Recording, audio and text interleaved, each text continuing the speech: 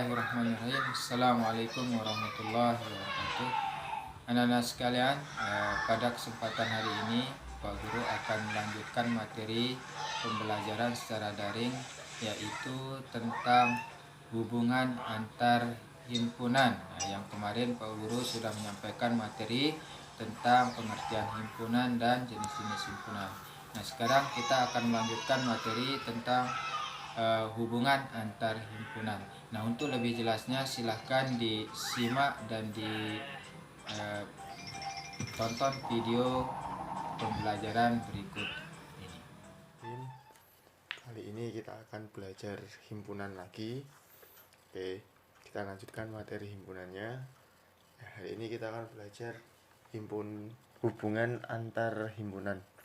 Yang pertama ada himpunan yang ekuivalen, kemudian ada himpunan sama, kemudian himpunan bagian dan himpunan kuasa, himpunan saling lepas, dan himpunan saling berpotongan.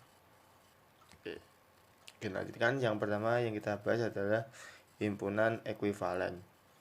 Oke, perhatikan. Himpunan A ekuivalen dengan himpunan B jika NA atau kardinalitas A sama dengan NB atau kardinalitas B. Ditulis lambangnya seperti ini untuk ekuivalen. Perhatikan contohnya. Bagian punya himpunan A, ingat selalu pakai kurung kurawal. Bukan kurung biasa ya, tapi kurung kurawal. Himpunan A adalah MERAH atau kata pembentuk merah, huruf pembentuk kata merah. Kemudian yang B adalah PUTIH atau huruf membentuk kata putih. Nah, kita akan mengecek apakah himpunan ini ekuivalen atau tidak. Caranya, yang pertama kita cari kardinalitasnya masing-masing himpunan. NA atau kardinalitas A jumlahnya adalah 5. Kita coba cek 1, 2, 3, 4, 5. Kemudian yang NB atau kardinalitas B, kita coba hitung 1, 2, 3, 4, 5. NB sama dengan 5, berarti NA sama dengan NB, sama-sama 5. Maka himpunan ini termasuk himpunan yang ekuivalen. Oke, kita lanjutkan. Himpunan sama. Himpunan A sama dengan himpunan B jika setiap anggota himpunan A sama dengan anggota himpunan B atau sebaliknya. Ditulis A sama dengan B. Contohnya perhatikan. A huruf pembentuk kata murah MURH. Kemudian yang B HARUM. Karena setiap anggota himpunan A menjadi anggota B, maka A sama dengan B atau himpunan ini sama. Bedakan mana sama, mana ekuivalen ya.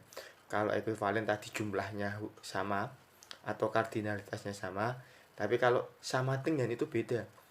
Harus anggotanya juga sama walaupun katanya ini dirubah-rubah, nggak bermasalah. Di sini ada M di A, di B juga ada M. Di A ada U, di B juga ada U. Di A ada R, di B juga ada R. Di A ada A, di B juga ada A. Di A ada H, berarti di himpunan B juga ada H. Jumlahnya sama, anggotanya juga sama, makanya dia dinamakan himpunan yang sama dengan atau himpunan A sama dengan B. Oke, kita lanjutkan. Tolong diperhatikan himpunan bagian dan himpunan kuasa. Himpunan A disebut bagian dari himpunan B jika setiap anggota himpunan A adalah anggota himpunan B. Ditulis seperti ini, A bagian dari B atau biasanya disebut subset. Kalau nanti di soal ketemu kata-kata subset, berarti itu namanya adalah bagian. Nah, sedangkan himpunan kuasa dari himpunan A adalah himpunan yang anggotanya himpunan bagian. Nah, himpunan kuasa ini dilambangkan dengan PA. Banyaknya anggota himpunan kuasa dari himpunan A dilambangkan dengan NPA. Maaf ya, NPA. N itu selalu, kalau ada kata-kata jumlah atau banyaknya mesti dia pakai N ya. N itu banyaknya atau jumlah. Rumus untuk NPA adalah 2 pangkat NA. Berarti kita lihat pangkat 2 dipangkatkan berapa jumlah anggotanya. Contohnya perhatikan, A sama dengan 1,2. Kita hitung dulu. Kalau kita mau mencari himpunan kuasa, kardinalitasnya berapa himpunan A ini? Berarti NA sama dengan 2. Nah, jumlah anggotanya ada 2. Nah, himpunan bagian dari A apa saja? Himpunan bagian yang pertama ada namanya himpunan kosong. Itu selalu ada di setiap himpunan bagian. Itu wajib. Kemudian ada 1, kemudian ada 2, dan kemudian ada 1,2. Jadi himpunan kuasanya berapa atau NPA-nya berapa, banyaknya anggota bagiannya berapa? Ada 1, 2, 3, 4. Perhatikan ini. Nah, berarti NPA sama dengan kalau kita pakai rumus 2 pangkat 2. Kenapa kok ini 2? Karena banyaknya anggota A ada 2. Tolong diperhatikan himpunan kuasa ya. Jadi 2 pangkat 2 sama dengan 4. Oke.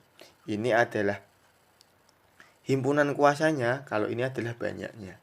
Jadi kita akan pelajari lagi contoh selanjutnya. Oke, perhatikan contoh berikut. Oke, contoh. Pak Egin punya himpunan A 2, 3, 4, B 1, 2, 3, 4, 5, 6. Karena setiap anggota A ada di himpunan B, maka A bagian dari B atau A subset B. 2 ada di B, 3 ada di B, 4 juga ada di B. Berarti himpunan A ini adalah bagian dari B. Makanya dia dinamakan A bagian dari B atau A subset dari B. Dan Pak Gin juga punya soal A sama dengan 1, 2, 3. Banyaknya himpunan kuasa dari himpunan A adalah, kalau yang ditanyakan seperti ini banyaknya, berarti yang ditanyakan adalah jumlahnya. Nah, yang pertama kita data dulu himpunan bagian dari A apa saja. Jadi kita ingat selalu yang pertama adalah himpunan kosong. Itu wajib kalau mau mencari himpunan bagian. Kemudian 1, nah, ada di sini loh. Ini di bagian dipecahkan. 2, jelas ini adalah bagian dari A. 3, ini juga bagian dari A. Kemudian kita data yang anggotanya 2. Nah, 1,2 bagian dari A ya. Kemudian 1,3 bagian dari A. Kemudian 2,3 bagian dari A juga. Kemudian yang terakhir adalah himpunan itu sendiri 1, 2, 3. Himpunan ini bagian dari ini juga. Ingat ya, selalu yang pertama yang wajib adalah himpunan kosong. Kemudian himpunan itu sendiri itu termasuk juga himpunan bagian. Jumlahnya ada berapa? 1, 2, 3, 4, 5, 6, 7, 8. Kita tag 1, 2, 3, 4, 5, 6, 7, 8. Oke. Jadi banyaknya himpunan kuasa adalah 8. Kalau kita pakai rumus juga bisa. Jadi rumusnya apa? 2 pangkat N.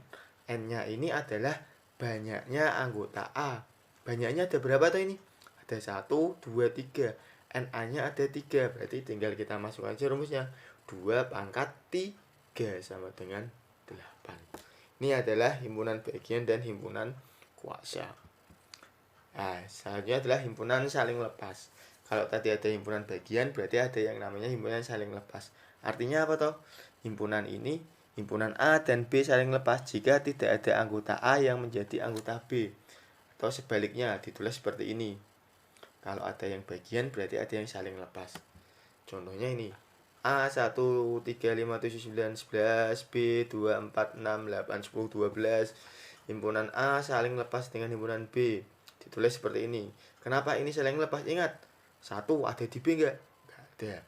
3 ada di B enggak? Enggak ada. 5 ada di B enggak? Enggak ada. 7 ada di B enggak? Enggak ada. 9 ada di B? Enggak ada. 11 ada di B? Enggak ada. Berarti ini adalah himpunan yang saling lepas. Lambangnya adalah seperti ini. Oke, kemudian himpunan yang saling berpotongan. himpunan A dan B tidak lepas atau berpotongan jika ada anggota A juga menjadi anggota B. Nah, ya ingat ya, kalau ada yang saling lepas berarti ada yang berpotongan. Nah, perhatikan ini, A 2, 3, 5, 8, 10, B 3, 5, 7, 9. Himpunan ini dinamakan berpotongan karena ada anggota A yang juga anggota B. Nah, ingat 2 enggak ada di B, tapi 3, perhatikan angka 3 ini. Ada di A, ada di B. 5 ada di A dan ada di B. Makanya dia saling berpotongan. Berpotongannya di mana? Di anggota 3 dan 5. Nah, oke. Tadi sudah belajar yang namanya himpunan bagian, himpunan kuasa, himpunan saling lepas, himpunan berpotongan, himpunan yang ekuivalen, kemudian himpunan yang sama dengan. Ini adalah hubungan antar himpunan. Oke, terima kasih. Makin rasa cukup, semoga ilmunya bermanfaat. Kita tetap berdoa, semoga pandeminya tetap segera berakhir. Pak Kinairi, wassalamualaikum warahmatullahi wabarakatuh.